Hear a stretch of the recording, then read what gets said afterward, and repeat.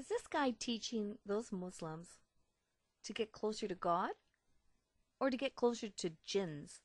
They're jinns. I've never heard anything like this before, and this certainly isn't the language of God.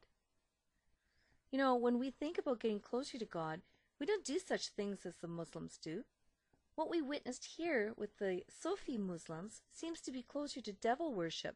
It's outrageous, gross, and bizarre, and it comes from people living in darkness and ignorance. I hope Muslims can view things like this and come to realize that Islam practices are not from God, but from something evil. Jesus is the only savior for the Muslims, and they need to find him soon.